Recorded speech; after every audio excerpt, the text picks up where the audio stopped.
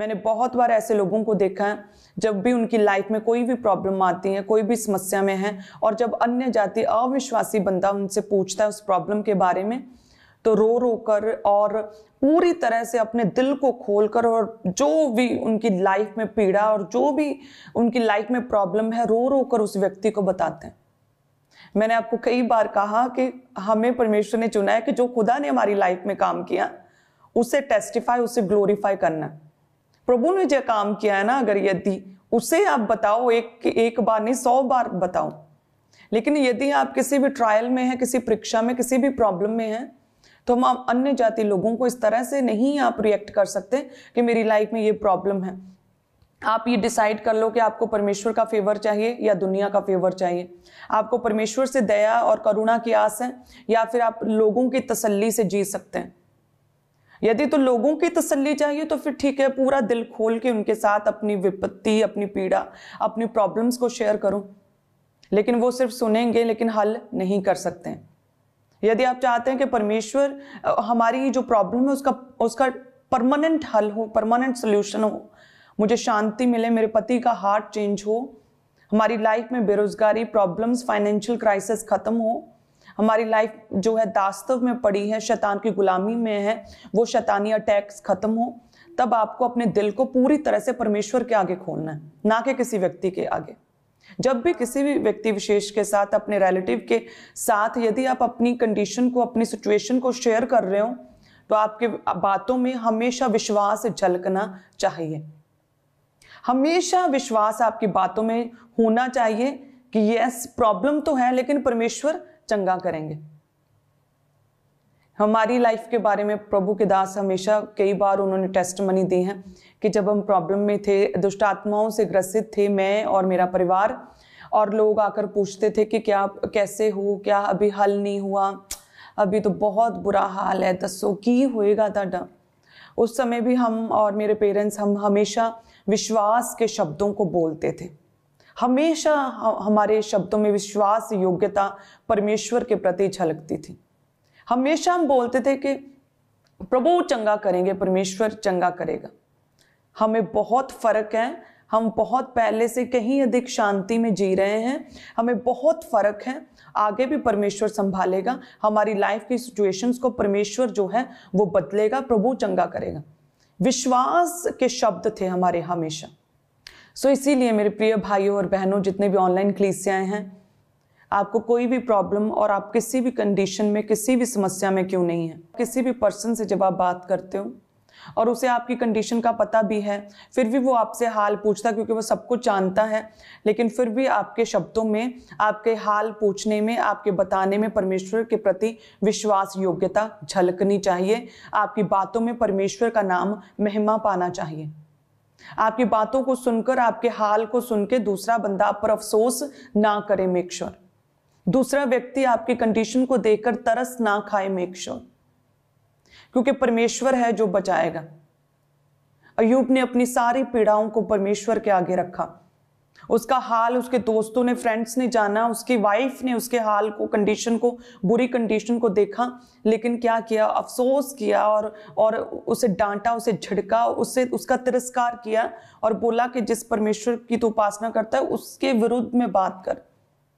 उसे बैकस्लाइड करने की पूरी कोशिश की अय्यूब की वाइफ ने। इसी तरह से आजकल के लोग हैं, यदि आप अपनी प्रॉब्लम को लोगों के साथ शेयर करेंगे तो आपको परमेश्वर के ही विरुद्ध जो है करने शुरू कर देंगे, प्रभु के विरुद्ध ही आपको कर देंगे, आपके विश्वास को ही कम कर देंगे, आपको अल्प विश्वासी बना देंगे, आपको संदेह में और डाउट में डाल देंगे। सो इसीलिए कोई भी प्रॉब्लम है, प्रभु के सम्मुख जाएं, परमेश्वर की उपस्थिति में जाएं, प्रभु के साथ अपने रिलेशन को स्ट्रॉन्ग करें और विश्वास में स्ट्रॉन्ग बने, विश्वास में आगे बढ़ें, क्योंकि विश्वास ही के द्वारा तुम क्या हो, परमेश्वर को खुश और प्रभु को प्रसन्न कर सकते हो। जब हम पढ़ते परमेश्वर के वचन में 2 कुरिन्थियों 5 उसके 7 में लिखा कि हम किसी रूप के द्वारा नहीं बल्कि विश्वास के द्वारा चलते हैं।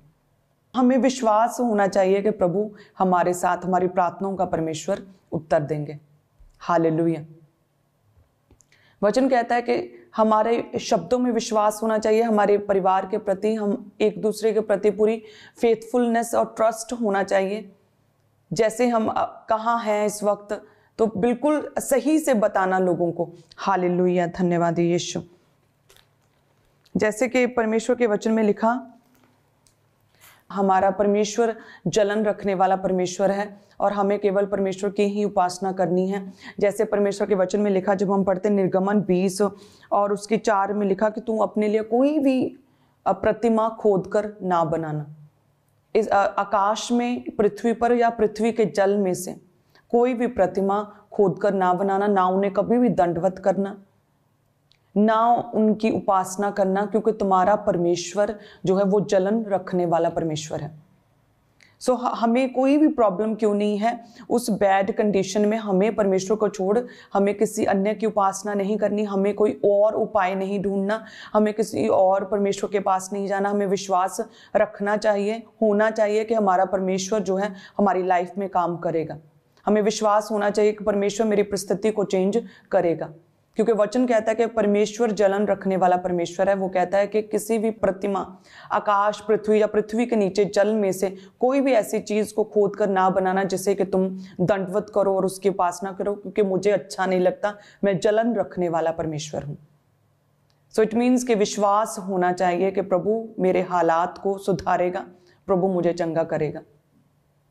और वचन कहता है रेवलेशंस में कि प्राण देने तक विश्वासी रहे, प्राण देने तक विश्वासी रहे। दानियेल को जब शेरों की मांद में डाला गया तो एक तरह से उस समय प्राण नक्के तक, कहते हैं कि बात पहुंच चुकी थी, प्राण निकलने थे बस।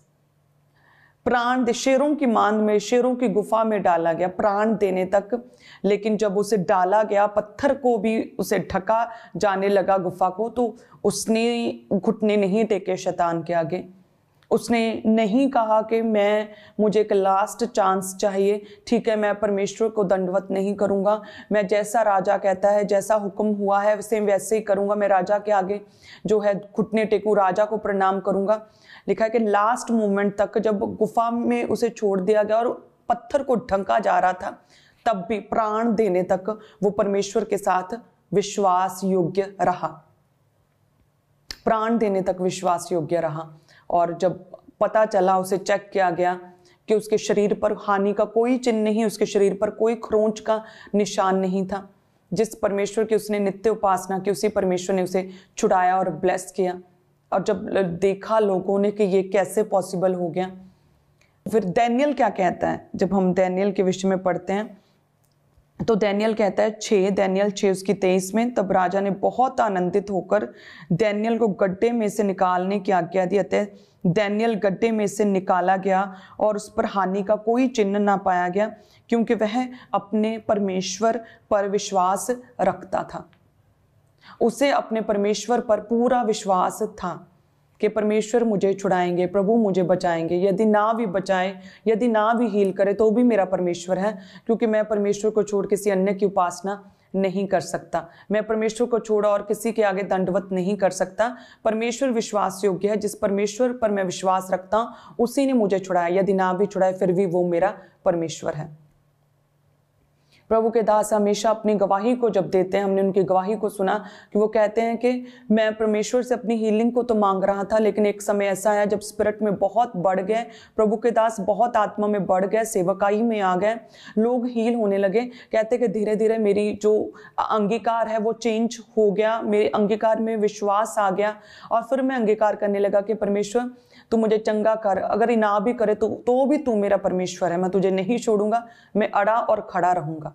ये प्रभु के दास के उस परीक्षा के टाइम, बीमारी के टाइम के ये विश्वास से भरे शब्द थे कि प्रभु तू चंगा करने की सामर्थ रखता है, यदि ना भी करे तो भी तू मेरा परमेश्वर है, मैं तुझ में बना रहूंगा, मैं अड़ा और खड़ा रहूंगा। हालेलुया। जब हम मसीह में आते हैं हमें एक दो चीज़ों का बहुत जल्दी विश्वास हो जाता है, जैसे कि हम विश्वास करते हैं कि प्रभु यीशु मसीह ने जो अपना अति पवित्र सामर्थी लहू क्रूस पर बहाया, उस लहू के द्वारा हमें हमारे पापों से जो है क्षमा मिल गई, हमारे पापों से परमेश्वर ने हमें पूरी तरह से माफ़ कर दिया है। दूसरा हमें पता चलता है जब हम विश्वास करते हैं कि जब हमने प्रभु यीशु मसीह को अपना उद्धारकर्ता ग्रहण किया तो परमेश्वर ने स्वर्गीय राज्य के हमें अधिकारी बनाया। लेकिन उसके बाद जो हमारी रियल लाइफ में यदि कोई भी प्रॉब्लम आती है तो उसमें हमारा विश्वास फिर क्यों कम होता और बढ़ता घटता रहता है। हमारा विश्वास हमेशा ही स्ट्रांग होना चाहिए परमेश्वर में। जैसे हमें विश्वास है कि परमेश्वर के लहू बहाने से हमने शिफा पाई, परमेश्वर ने हमें सब तरह के पापों से हमें माफ़ी दी है और परमेश्वर ने अपने स्वर्ग राज्य का हमें अधिकारी बनाया। सेम उसी तरह से हमें विश्वास